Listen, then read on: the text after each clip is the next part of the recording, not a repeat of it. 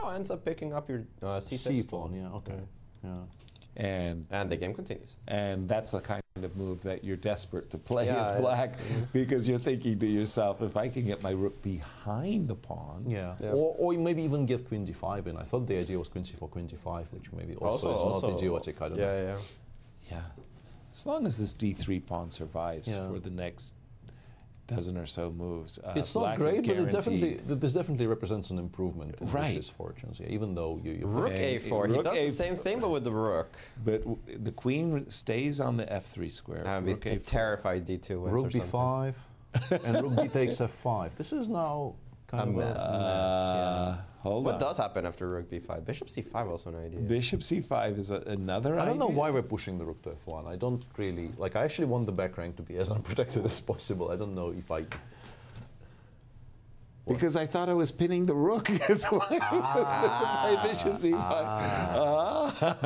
That explains many things. Many things. That's what it was all about. Many things. I think after rook b5, Richie will just play g4. Knowing Richie, he just kind of blitzes out g4. But then after rook c5, he has to think again. Yeah, rook b5 played. Rook b5, he's asking the questions, is Vishy. No way you can take on c4, right? I think you can, actually, because you lose the bishop, but you're not worse. Rook takes c4. Rook b5. We take on f5 twice. You go g2. I go takes, rook f1. White is definitely not worse there, but you're probably also not winning. Wow. The c pawn will cost you the bishop. Are you sure? I'm pretty sure. Yeah. You can't play queen d8, queen c8. That's not playing for a win. No. I don't think that's playing for a win. I don't either. I was hoping that queen e2, but then I saw that you would not play rook to c1, which would allow bishop to d6. Yeah, rook fc1 is always. You would play rook fc1, and that one. But that kind of bails. Like, you get the feeling this is a draw because 2 against 2, the rooks probably don't win against the queen. Even if the entire queen side disappears, there's enough counterplay there potentially for that to be a draw. The problem with the desirable g4?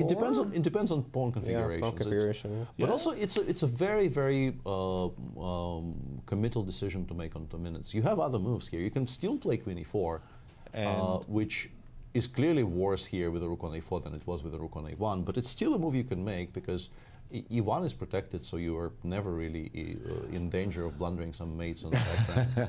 And a good thing, too. Yeah, never say never. Goes f6. This move I kind of discounted, but yeah, it protects the pawn on the 5 by moving it to a safer square. Yeah, I can see the reasoning behind this.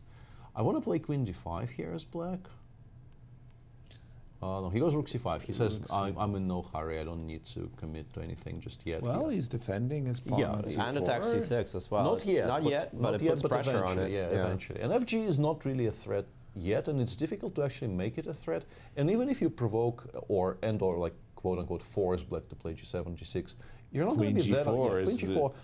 Queen g4 actually attacks the c4 pawn as well. So the question is, can we... Well, I like the idea of letting you capture the pawn on g7. But then you get mated, unfortunately. Do I? Right? Well, if I go rook takes c6. Yeah, rook c6, fg. Yeah. Bishop goes to... Oh, shoot. Yeah, where?